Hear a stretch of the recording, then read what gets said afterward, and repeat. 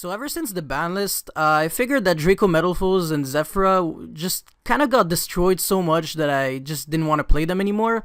But after testing a little bit, I figured like they were still good. Also, this deck makes 4 interruptions super consistently. By the way, the combos that I was showing were only 3 card combos, but you obviously start with 5 cards in your hand, so you can always make usually more.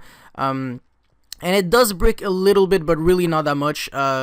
It also can play second really well, so it's really good. Anyways, let's get onto it. So 3 Volflame, 3 Gold Driver, 3 Silvered, and 3 Steelin. Of course, this is the staple with only 1 Bismugear. The vanillas are actually really good because they can be special summoned off of Hamster and Rabbit, while Bismugear is not really like that. And also, Bismugear is a level 1 monster, so unless your skill is gate 0, it's just not really good. So that's, it kind of sucks, but it's also like a part of like a lot of actual good combos where you destroy yourself, so you can search something in the end phase and you can fuse during your opponent's turn with full Metalfoes fusion. So Bismugear is still a really good card. Maybe I'm gonna play 2 or 3 in the future. Actually, it depends on like if I want to play like super Metalfoes heavy. But for now, I think 12 and 1 is correct. Also, not a really big fan of Summoner's Art at the moment because Super Bolt is running around the Thunder Dragon fusion, and like playing more search cards is kind of like sometimes you have to because they're good search cards, but then you feel like really bad because you're just making yourself lose more to it. So yeah. Anyways, we're also playing, I believe, a 7-card Zephra engine. No, or maybe 8 if you include 9 pillars. I don't know if it's even 7. So 1 Zefra, 2 Zefra New, 1 Zefra Wendy, the Providence, the Oracle, of course, which is searchable by terraforming that you have to play because of diagram. So this is where like the synergy is really like relevant, because your terraforming is either a pendulum card or like a Draco card, kind of, which is like at the end of the day, kind of also a pendulum card since you're popping combination to search a Metalfoes. And you're also drawing cards, so, the synergy is insane. It's really explosive. But yeah, like, the cards that Zephyr New search are really good. You can search Providence into Zephra Wendy to recycle, like, Zephyr New, or, I guess, Zephrath just for, like, free fusion materials to make, like, Mithrilium. So it's just extra ceiling.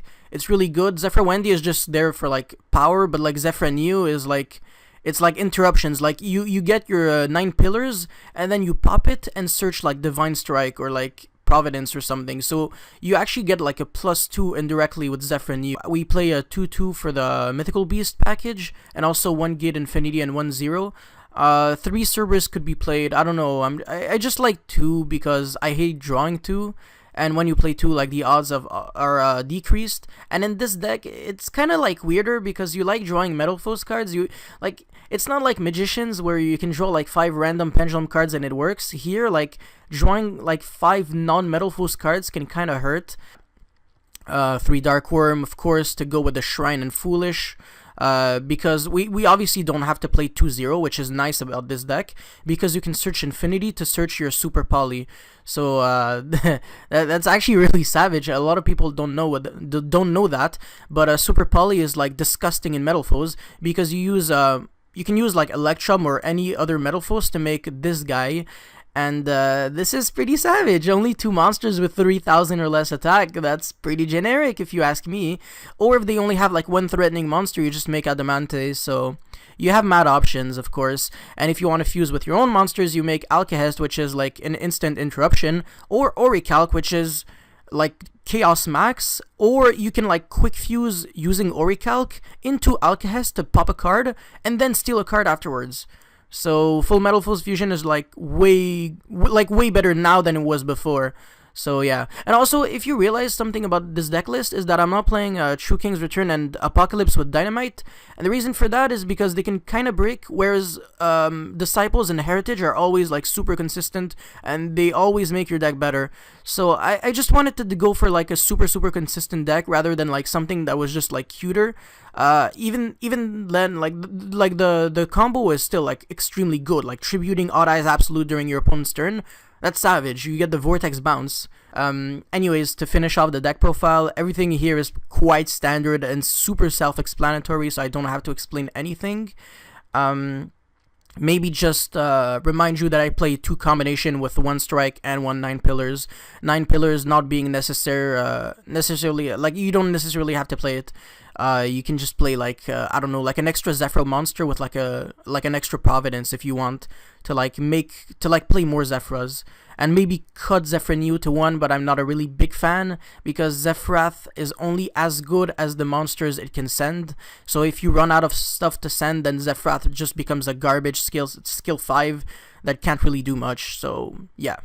And I'll go for the extra deck. I already explained the fusions. This is super self-explanatory. Silent Honor Arc. My homie Jeremy Mitchell said that like this card was really good against Brandish, and I tested it. This deck is absolutely insane. You don't trigger Ray, so it's literally just the best way to out them. Borreload and Boral Sword, because we never know. Honestly, the extra deck is not really that tight. This is why I get to play cards like Adamante, which are kind of garbage, but I don't really care. Even Zephra Metaltron, like, I really don't understand why you would actually play it. I think I summoned it once or twice in my whole life in this deck. It just doesn't come up.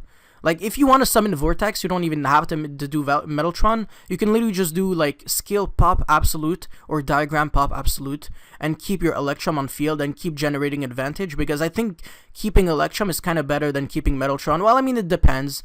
It depends if you think your opponent actually has to destroy your monsters before, so you can actually get the recycle effect. But, I don't know, I'm not a really big fan.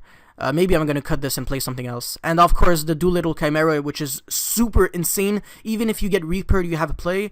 This card is really good. It can even recycle Ash. So Chimera is really, really good.